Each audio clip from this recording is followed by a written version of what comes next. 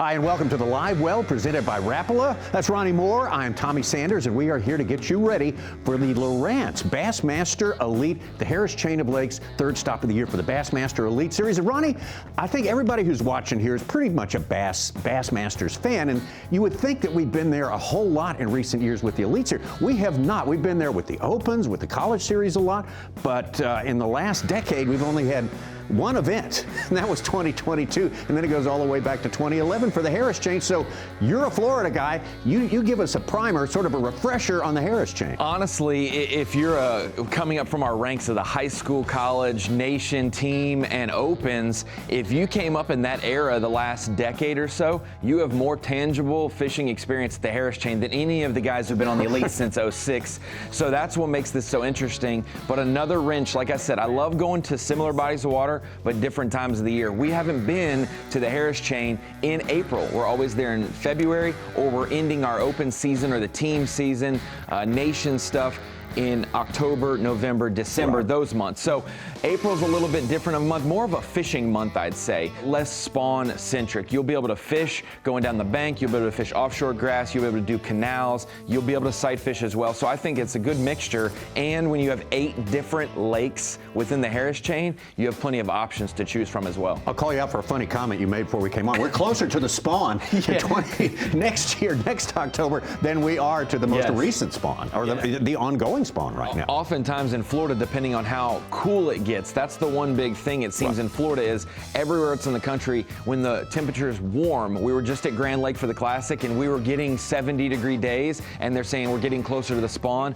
Well, in Florida, it's when you get those sustained cold fronts for a week or so, back up those fish, get those eggs producing, and then it gets warm again. That's when those fish will start to make that big push. And so they've got some cool fronts. We've had really stable weather, but there is a little bit of a cool trend for a few days. Nothing to like cripple the fishing and make them lethargic, but to maybe hold a few back to where there's a full wave that maybe comes. And so you'll have those occasional cold fronts, cold spurts, we'll say, not a full front in Florida in April, which makes it a lot more easy week to week to navigate and manage. Let's take a quick look at the map, just show you how the landscape lays out there. Again, it's 8 lakes out there. I think I can name it Harris, Little Harris. We got Dora, Eustis, Griffin, Apopka, and then Beauclair and Carlton. Carlton, the doorman. Good job, Ty. Okay, I got close there. You know, that's unofficial, but a lot of travel time involved in these. Some of it easy, some of it not so easy. Yes, you've got 2 different lakes that you can go and lock into. You can lock into Apopka through the canals there from Carlton and Beauclair that goes to Apopka, and that's on the far southeast reaches of the Harris Chain. Or you can go to the west from Eustis to Griffin through Haynes Creek. You can go through that lock. So 2 locks that separate 2 lakes from the rest of the 6, but there are multiple idle zones. You'll go through the canal from Harris to Eustis, then you'll go through the Dead River from Eustis to Dora, and then obviously you have different idle zones from lake to lake as you make your way towards Apopka. So plenty of lakes to choose from, but the big topic has been, where is the grass growing? You know, there's been spraying and different grasses go away and arise in Griffin, but I've heard the grass is great in Griffin as of recently. We saw how the grass contingent was in the 2022 Elite right there in Banana Island in Harris, and that was where a lot of anglers went. There's always seemingly eelgrass in Eustis. We know Dora is maybe some shell bars. We know Beauclair and Carlton is brush piles. So there's a lot of different places, a lot of different strategies anglers can employ. But Tommy, if you do go to connecting canals in between, too, for sure, 100%, especially in April, where those fish are not just in the canal to spawn, they're in there to live. They're the true resident fish there, and they're there to eat, not to spawn. That is an X factor, is those canals. But when you think about the time aspect, Apopka's been one of those hot topics. We hadn't talked about it probably in any of the Elites prior, but when we get to the Opens and the Elites and the College Series, Apopka started to factor the last 3 or 4 years.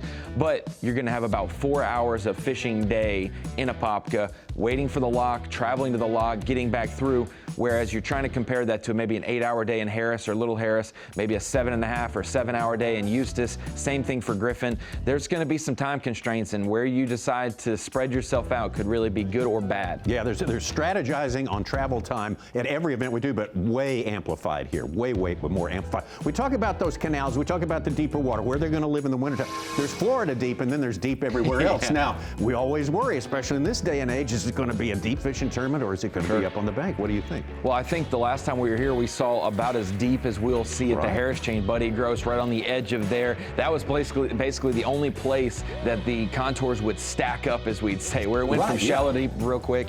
And he was able to do that. It was a great area where fish were coming to spawn and leaving once they spawned. We're gonna have a lot more fish in the post spawn, so I feel like we're gonna have those clumps of grass factor offshore, but you'll still see some of those shell beds offshore, like Buddy 100% exploited. Yeah, I think that can be a thing, but also you'll see those bigger grass areas, not those secluded, specific clumps, but just rather a vast area of offshore grass possibly where topwater could factor, chatterbaits could factor, things like that.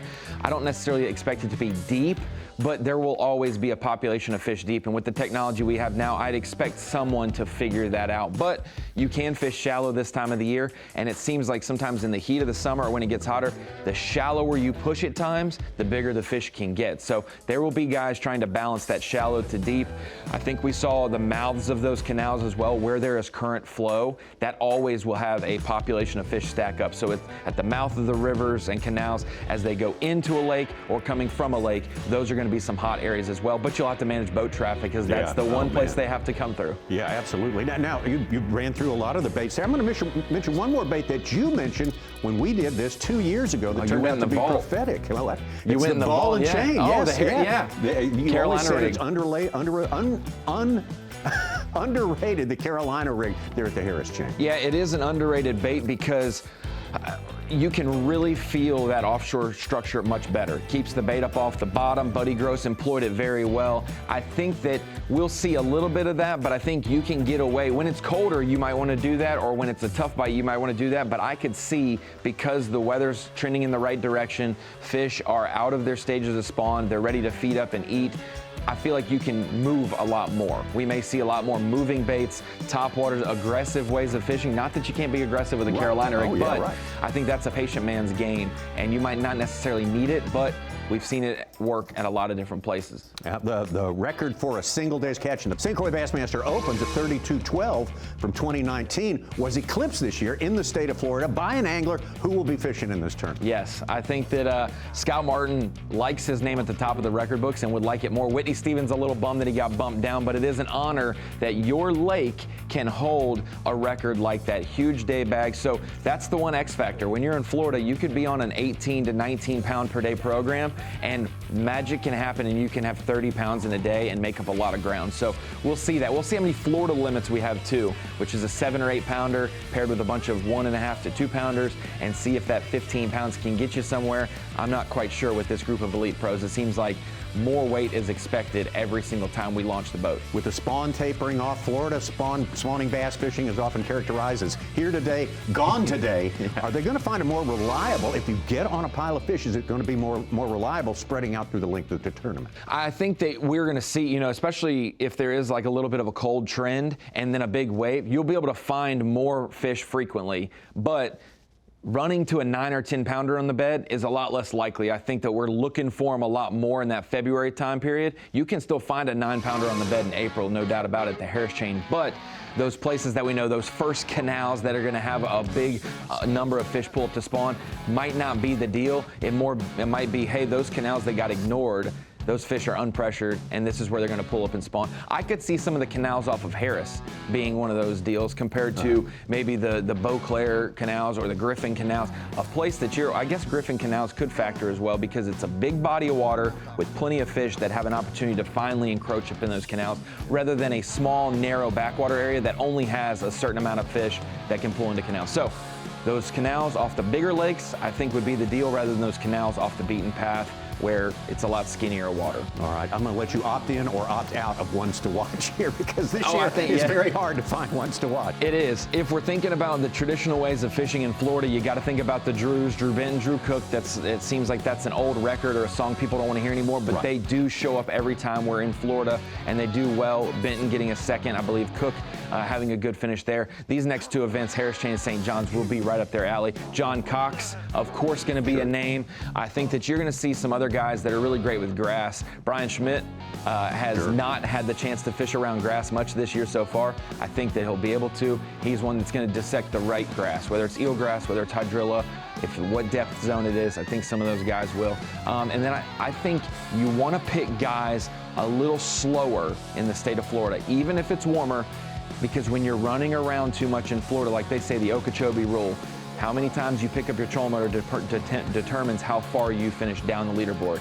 Maybe picking an area and staying in there is going to be key. So guys who drop the trolling motor and go fishing all day long could be prosperous for sure. So don't get with the young, feisty guys maybe, or maybe the old guys trying to navigate too much. All right. I think the pick a spot and live with it will be a deal, and then adjust the next day. All right, and circling back to where we started, we're 2 months later than we were the last time we were here. We always, traditionally, the Elite Series has gone there in January or February, expecting a beatdown.